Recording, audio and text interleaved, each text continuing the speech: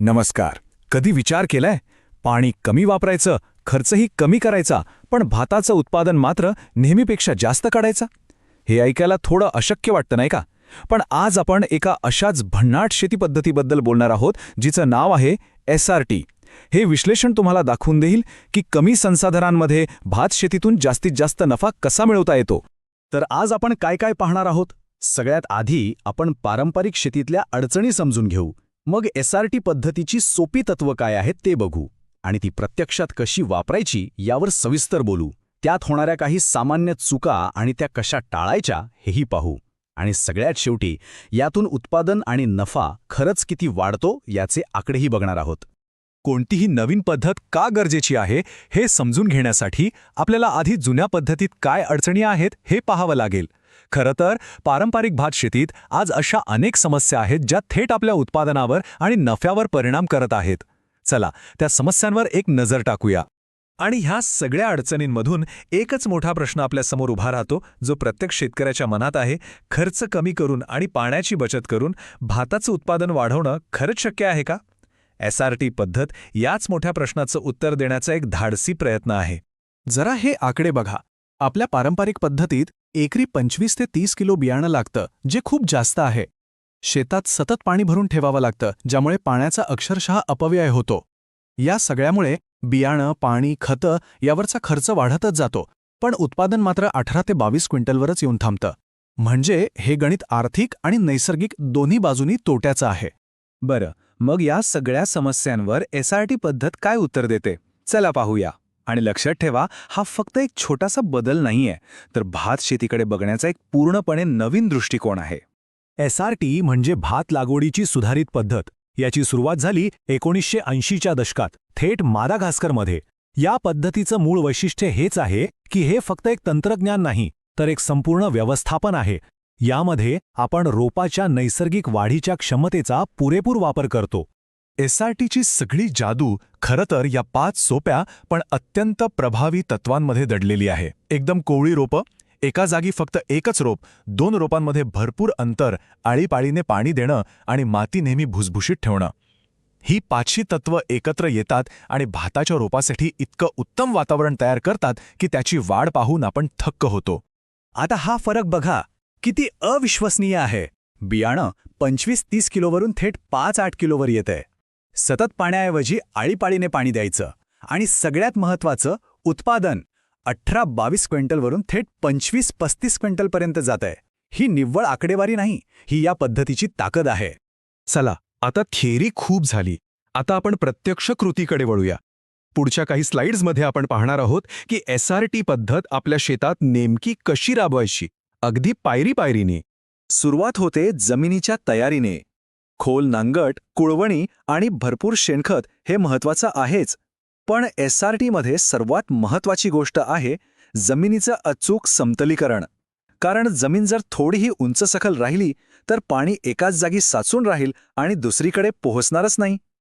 त्यामुळे सपाट जमीन या पद्धतीच्या यशाची पहिली आणि सर्वात महत्त्वाची पायरी आहे. दुसरी पायरी आहे रोपवाटिका. इथे निरोगी बियाणं निवडणं खूप गरजेचं आहे. लक्षात ठेवा, आपल्याला फक्त 8 ते 12 दिवसांची कोवळी रोपं हवी आहेत, जास्त वाढलेली नकोत. कारण जसं लहान मुलांमध्ये जास्त ऊर्जा असते आणि ती पटकन वाढतात, तसंच लहान रोपांमध्ये जास्त फुटवे येण्याची नैसर्गिक ताकद असते. आता येते पुनर्लागवड. आणि इथे अचूकता खूप महत्त्वाची आहे. 25 बाय 25 सेंटीमीटरचं अंतर ठेवून प्रत्येक जागी फक्त 8 ते 12 दिवसांचं रोप लावायचं.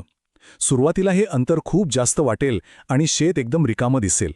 पण याच मोकळ्या जागेमुळे प्रत्येक रोपाला वाढण्यासाठी भरपूर सूर्यप्रकाश, हवा आणि पोषक तत्व मिळतात, ज्यामुळे त्याची वाढ प्रचंड जोमाने होते. आणि हा मुद्दा नीट समजून घ्या. हा SRTचा सर्वात महत्त्वाचा नियम आहे.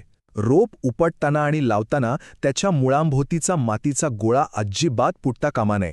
विचार करा, आपण एका घरातून दुसऱ्या घरात सामान घेऊन जातो. जर आपलं सगळं सामान व्यवस्थित सोबत आलं तर आपण लगेच स्थिर होतो.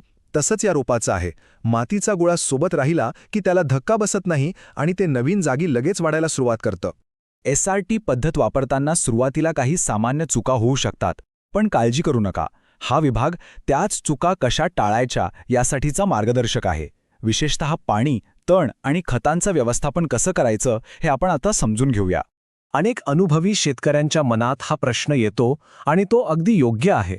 आपण वर्षानुवर्षे भाताच्या शेतात पाणी साठवलेलं पाहिलं आहे, मग कमी पाण्याने जास्त उत्पादन कसं काय शक्य आहे? हा एक मोठा गैरसमज आहे जो आपण आता दूर करणार आहोत. यामागचं विज्ञान खूप सोपं आहे. पारंपरिक पद्धतीत सतत साचलेल्या पाण्यामुळे मुळांना श्वास घ्यायला म्हणजे ऑक्सिजन घ्यायला जागाच मिळत नाही. पण SRTमध्ये जेव्हा आपण जमीन थोडी कोरडी होऊ देतो तेव्हा हवा जमिनीत शिरते आणि मुळांना भरपूर ऑक्सिजन मिळतो. या ऑक्सिजनमुळे मुळांचं जाळं अक्षरशः दुप्पट तिप्पट वाढतं आणि ज्या रोपाची मुळं मजबूत तेवढं ते जास्त अन्न शोषून घेतं आणि त्याला फुटवेही जास्त येतात. अगदी सोपं आहे. तर पाणी व्यवस्थापनाचा नियम अगदी सरळ आहे. शेतात पाणी साठवून ठेवू नका. जमिनीवर जेव्हा हलक्या भेगा दिसू लागतील तेव्हा समजा की रोपाला तहान लागली आहे. तेव्हाच पाणी द्या आणि तेही फक्त 2-3 सेंटीमीटरचा हलका थर.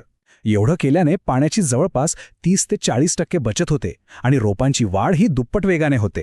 तण नियंत्रणासाठी कोनोव्हिडर हे एक जादुई उपकरण आहे. लावणीनंतर 10-12 दिवसांनी रोपांच्या 2 रांगांमधून हे फिरवल्यावर 2 कामं एकाच वेळी होतात. एक तर तण मुळासकट उपटून चिखलात गाडलं जातं, जे नंतर खत म्हणून काम करतं, आणि दुसरा म्हणजे माती ढवळली गेल्यामुळं मुळांना भरपूर हवा मिळते. याचा सरळ अर्थ रासायनिक तणनाशकांचा खर्च पूर्णपणे वाचतो. SRT पद्धतीत आपण फक्त रोपाला नाही तर मातीला खत देतोय.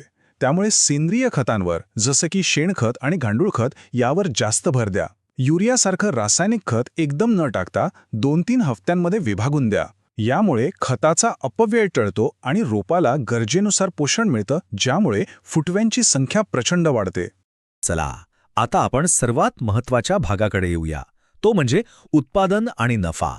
कारण कोणतीही नवीन पद्धत तेव्हाच यशस्वी होते जेव्हा ती शेतकऱ्याच्या खिशात 4 पैसे जास्त आणून देते.